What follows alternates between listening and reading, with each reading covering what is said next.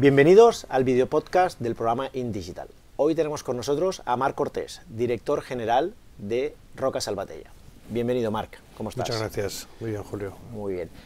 Me gusta empezar las entrevistas conociendo un poco, que nuestra audiencia conozca un poco al invitado. Entonces, ¿quién es Marc Cortés?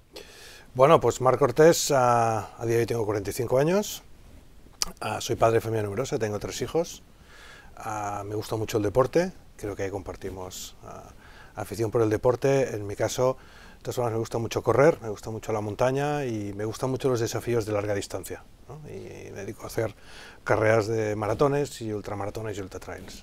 Muy bien, Marc. Y más en la parte profesional, ¿quién es Marc Cortés profesionalmente hablando? Profesionalmente te diría que yo tengo una gran pasión que la desarrollo en 2 ámbitos distintos. Mi gran pasión es tratar de ayudar tanto a empresas como a personas a tratar de entender o a decodificar qué es esto lo digital.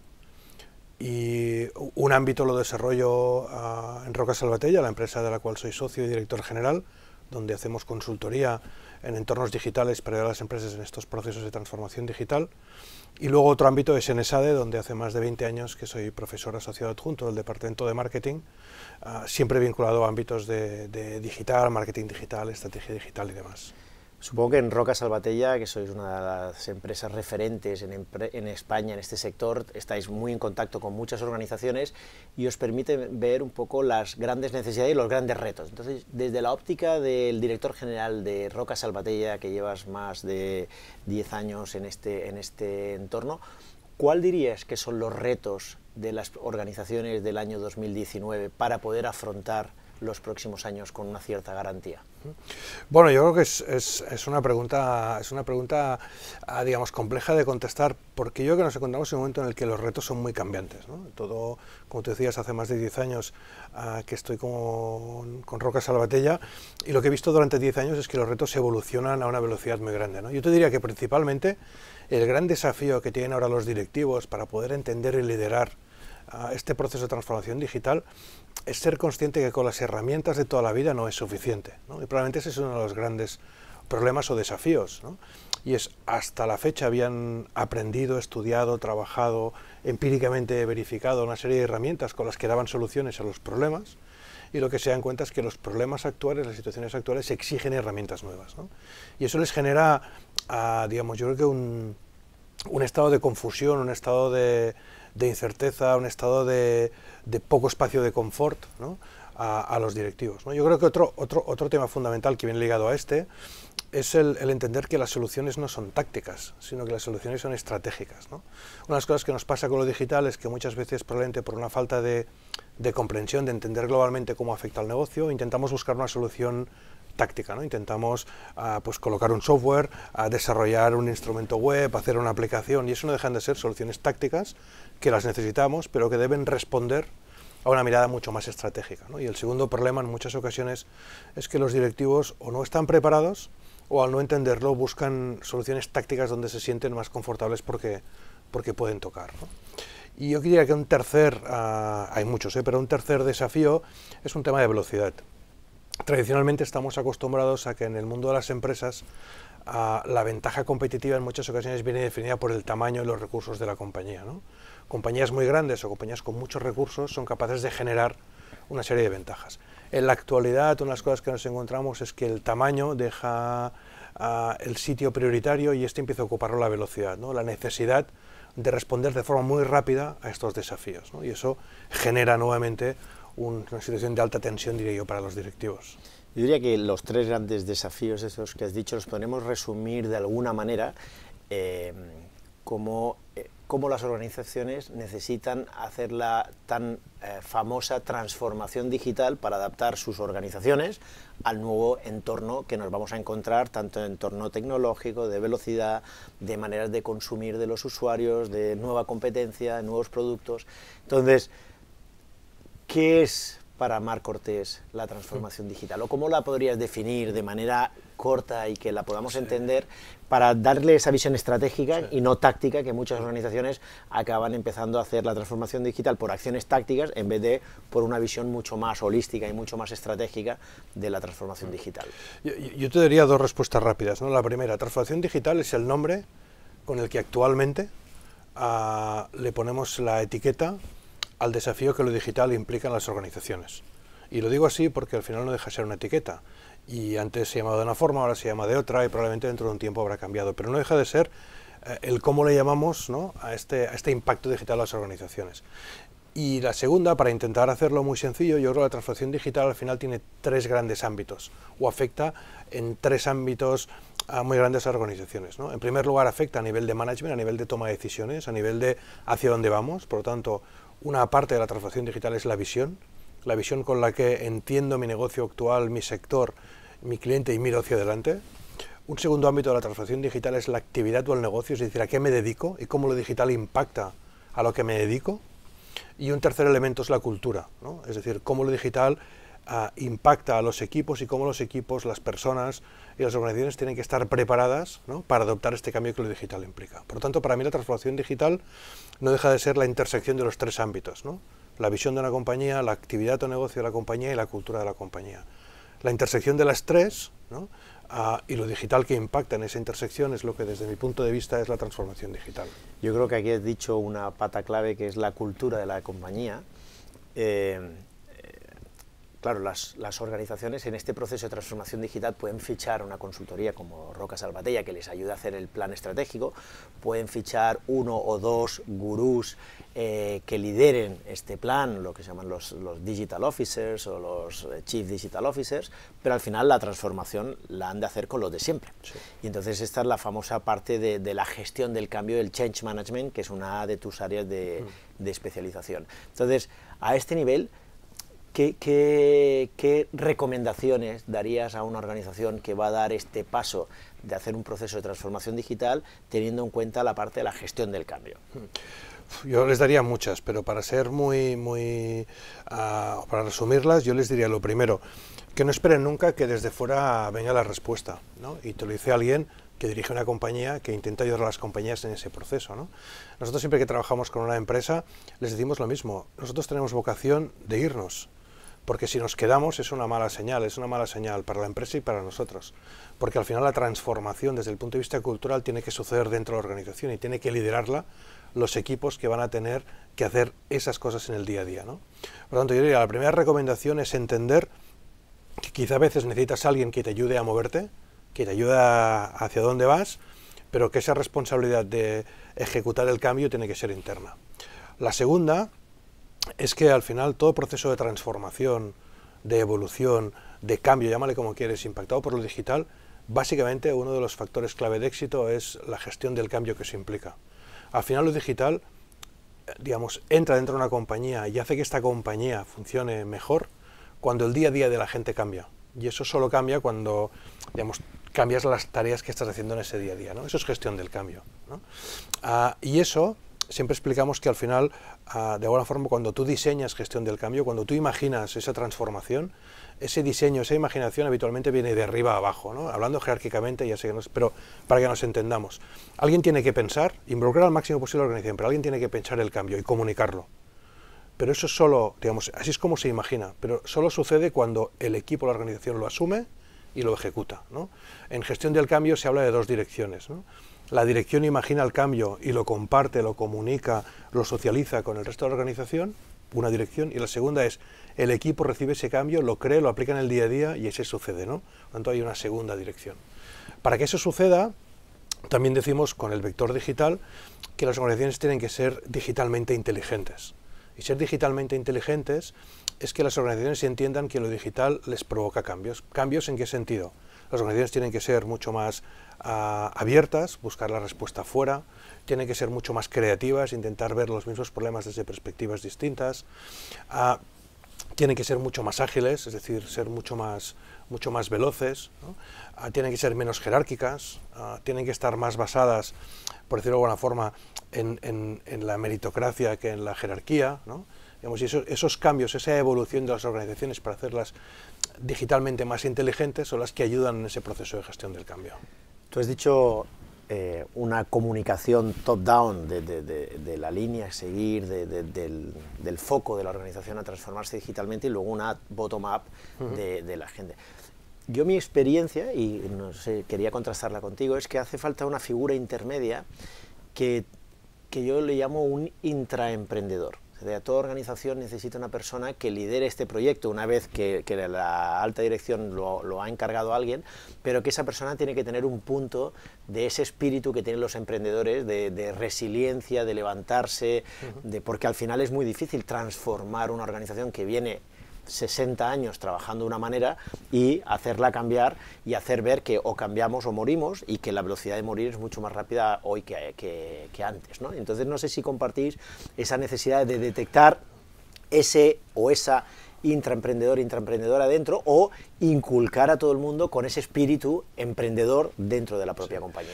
Digamos, hay varias formas de hacerlo. Efectivamente, habitualmente, digamos, los procesos no son tan simples, ojalá fueran tan simples, ¿no? Cuando decía antes lo del top-down y bottom-up, al final lo simplificaba. Podríamos incluso verlo en una caja con 4 direcciones, ¿no? Con 4 flechas. La primera flecha, la parte de arriba, como decíamos antes, es la dirección tiene esa visión, que no la impone, que puede ser que la genere toda la organización, pero la responsabilidad es de la dirección. Luego eso viaja hacia los equipos, ¿no? Y aquí es donde tienes que identificar cuál es el intraemprendedor, cuáles son los aceleradores, es decir, cuáles son las personas que tienen la sensibilidad y la visión suficiente como para, de alguna forma, asumir esa responsabilidad. A veces con un cargo formal, a veces muchas sin un cargo formal, ¿no? Entonces tú comunicas al equipo e intentas que alguien lidere, ¿no?, ese trabajo. Ese liderazgo lo que hace es expande dentro de la organización, ¿no?, esos cambios de proceso. Y finalmente te queda un cuarto, que es la organización, aplicando esos cambios, le comunica a la dirección si lo ve bien o si quiere que hay cosas que tienen que cambiar, ¿no? De forma que la gestión del cambio se acaba convirtiendo, si quieres, en un cuadrado que va en esa dirección, o en un círculo, ¿no?, a donde interaccionan todos los ámbitos y donde efectivamente necesitas a alguien que lo esté moviendo, ¿no? En función de la cultura de la organización, si alguien puede ser un intraemprendedor, puede ser un equipo que tenga ese rol, puede ser alguien más formal, al cual hay organizaciones que tienen nombrado a alguien formalmente con un cargo para desarrollar. Eso dependerá mucho de las culturas, ¿no? Porque no tenemos que olvidar, y creo que ese es un momento para decirlo, a veces hablamos de buenas y malas culturas, y es un error. No hay buenas y malas culturas corporativas. Sencillamente hay culturas corporativas que están alineadas o que no están alineadas con los objetivos de una compañía, pero no son ni buenas ni malas. Yo creo que lo bueno o malo es si tú eres capaz de, con esa cultura, ¿no?, qué tipo de cosas hacer para intentar alinearla, ¿no?, con esos objetivos, en este caso de digitalización.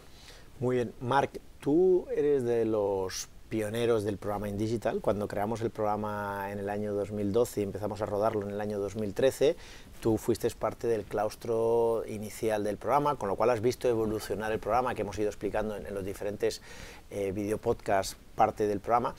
Desde tu óptica, ¿qué crees que son los puntos fuertes del programa para un directivo o directiva analógico que necesita entender lo digital para seguir aportando valor a su organización? Yo creo que hay muchos, y como tú dices, he tenido la suerte de participar desde el inicio, por lo tanto poder ver la evolución y interaccionar mucho con todos los directivos que han pasado por el programa. Yo diría que una de las primeras cosas buenas o un punto fuerte es que no va dirigido a super expertos digitales. De hecho, va dirigido a directivos que tienen una necesidad, un problema, algunos de ellos lo verbalizan así, de que lo digital está cambiando la forma en cómo abordar sus negocios, y que ellos lo que no tienen son esas herramientas digitales, ¿no?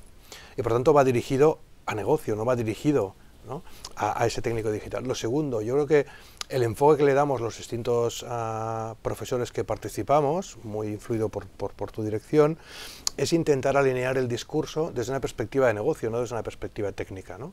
Delante tenemos un directivo, no tenemos un técnico digital, con lo cual sus problemas no son digitales, sus problemas son de negocio.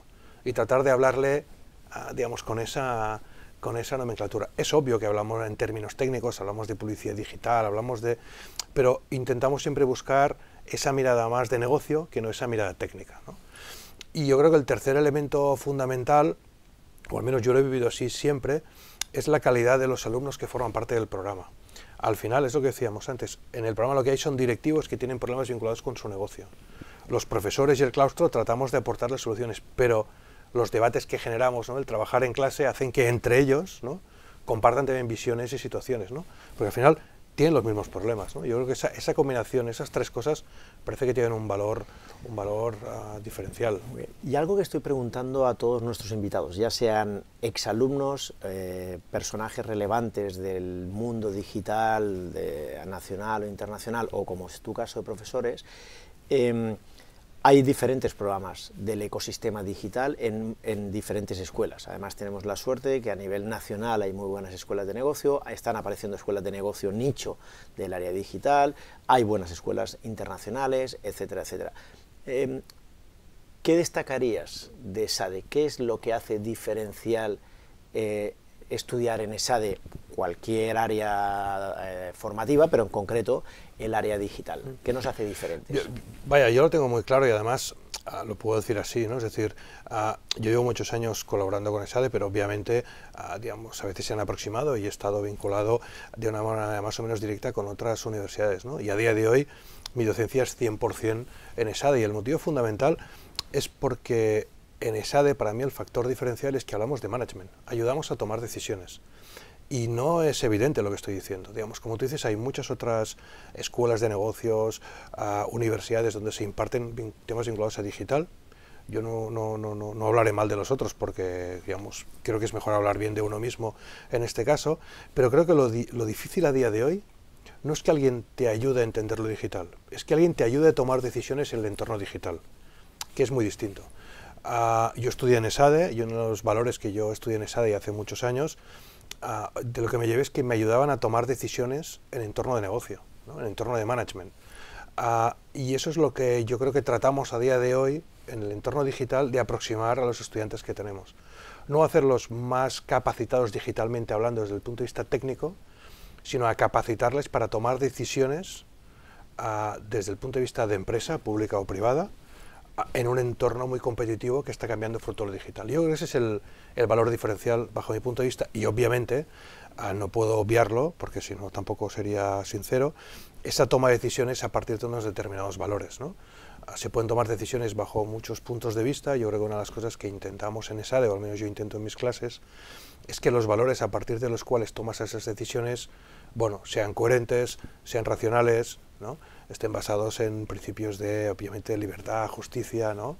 Y una forma determinada que creo que es la forma que tiene ESADE también de entender las empresas, las organizaciones, ¿no? Tú acabas de decir, así es como intento hacerlo yo al menos en mis clases, es como tú has dicho, tenemos un libro de estilo ESADE, tenemos un libro de estilo dentro del programa InDigital, donde intentamos que todos los profesores tengan unos mismos patrones, unas mismas maneras de trasladar el conocimiento, y tenemos un framework alrededor del cual nos vamos moviendo en el programa, pero sí me gustaría que tú mismo destacases cuál es tu metodología docente, cómo haces llegar todo ese conocimiento que tienes de más de 15 años de experiencia, muy metido en el sector digital, los últimos 10 focalizado dentro de Roca Salvatella, que la ventaja de trabajar en una empresa de servicios que te permite trabajar con muchas empresas diferentes, B2B, B2C, grandes, pequeñas, con diferentes problemáticas, pero cuando tú te enfrentas a una clase con directivos y directivas analógicos que necesitan capacitarse en lo digital, no para la parte técnica ni táctica, sino para dar respuesta de negocio a nivel estratégico, ¿cómo planteas una clase? Esto la verdad es que en el tiempo ha ido evolucionando mucho, ¿no? También fruto del momento, ¿no? Es decir, lo digital antes era un tema, si quieres, más anecdótico, ¿no? Era un problema o un tema de las áreas de tecnología, de las áreas de marketing, ¿no? Con lo cual, la aproximación inicial era una aproximación, si quieres, muy de ayudar a tomar decisiones, pero muy basada en transferir conocimiento, ¿no? Eran clases muy clásicas, ¿no? Pero también es lo que te demandaban, ¿no? Porque necesitaban ese conocimiento. A medida que lo digital se ha convertido ya no en una situación de un área funcional, sino que ya está vinculado con las direcciones o con las propiedades, y por eso hablamos de transformación digital y no hablamos de web 2.0, redes sociales, sino hablamos de negocio, digamos, mis clases van mucho más orientadas no tanto a transferir un conocimiento técnico, sino mucho más orientadas a compartir con ellos un punto de partida, unos modelos de trabajo, no sé, un modelo de transformación digital, un modelo de analizar cómo es el consumidor y cómo toma las decisiones con un Customer Journey, por ejemplo, transferir esa mirada metodológica y a partir de ahí, ¿no? Digamos, empujarlos a que ellos lo utilicen y que las clases sean un espacio de debate y de diálogo acerca de cómo estos modelos los aplican cada uno en sus realidades, ¿no? También es cierto que estamos todavía en un modelo, si quieres, más híbrido, ¿no? En el que todavía, digamos, los directivos que están en clase te piden esa parte más de conocimiento, porque es la base que necesitan para poder tomar las decisiones, y poco a poco entran y de forma fácil en ayudarles a tomar decisiones, ¿no? Por lo tanto, no son clases 100% del caso, porque creo que a día de hoy todavía les falta una parte de conocimiento relevante para que sea 100% del caso, pero tampoco son clases 100% teóricas o conceptuales, porque con un libro harían suficiente, ¿no? Y porque con ese conocimiento luego llegan a sus empresas y eso es muy difícil de aplicar, ¿no? Con lo cual intentamos combinar que de alguna forma me ayuda, y tú lo decías, mi otra faceta profesional, ¿no? El hecho de llevar más de 20 años vinculado con lo digital y más de 11 años vinculado con empresas de servicios, hace que constantemente estés tratando de resolver o ayudar a resolver problemas de toma de decisiones, ¿no? Y eso es un poco lo que intento en mis clases. Y por ir concluyendo, cuando has dicho tratar de resolver problemas, ¿no? Seguro que los problemas han ido evolucionando, ¿no? Desde el año 2012, los problemas a los que tú como profesor tienes que ayudar a tus alumnos y alumnas a resolver han ido evolucionando. Entonces, ¿cuáles crees que son los próximos problemas que vas a tener que solucionar? Estoy seguro que del 2012 ahora han ido evolucionando, pero no quiero que me digas los que ¿qué ves ahora? Sino, ¿qué crees que vas a ver en los próximos, en el InDigital del año 2020, en el InDigital del año 2021 y del 22? Y me paro ahí. Yo los tengo fácil, los tengo claros, ¿eh? Yo creo que hay 3 cosas que van a llenar las agendas de los directivos en los próximos 3-5 años, ¿no? El primero es que esto de la transformación digital ya está. Desde el punto de vista de hacer más eficiente el negocio, es lo que están haciendo, pero ya ahora llega la segunda parte de la transformación digital, que es la exploración de nuevos modelos de negocio. Yo tenía un negocio, lo he digitalizado, ¿y ahora qué? ¿No? O sea, ahora cómo imagino nuevas cosas, por lo tanto, primer tema. El segundo tema, para mí fundamental, y es cómo de una forma real consigo transformar toda una organización desde el punto de vista de gestión del cambio. Digamos, hablamos mucho, pero todavía tenemos muy pocos casos, y creo que ese es un desafío que se van a encontrar encima. Y para mí el tercero es toda la gestión de los nuevos productos y servicios, que son los datos, ¿no? Es decir, hasta ahora hemos tratado los datos como si fuera un producto que cualquier compañía utiliza los datos de sus clientes para tomar decisiones. Creo que poco a poco los clientes van a reivindicar que el dato es suyo y vamos a asistir a un cambio, ¿no?, en la forma de gestión, ¿no?, en lo que llama la ética de los datos, ¿no? Con lo cual, la exploración, la disrupción o gestión del cambio y la ética del dato para mí van a ser los 3 grandes desafíos de los directivos, que algunos empezamos a ver, pero que seguro van a dar su agenda los próximos 3 años.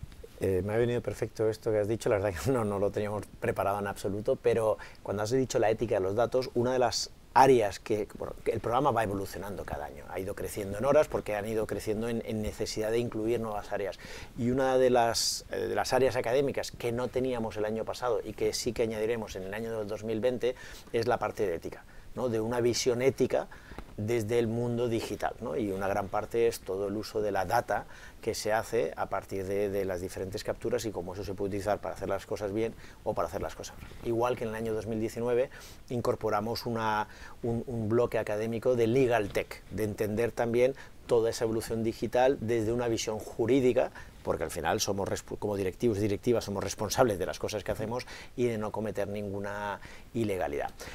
Marc, ¿alguna cosa que no te haya preguntado o que te hubiese gustado que te preguntase o que quieras decir que desde tu punto de vista personal, profesional, directivo, empresario?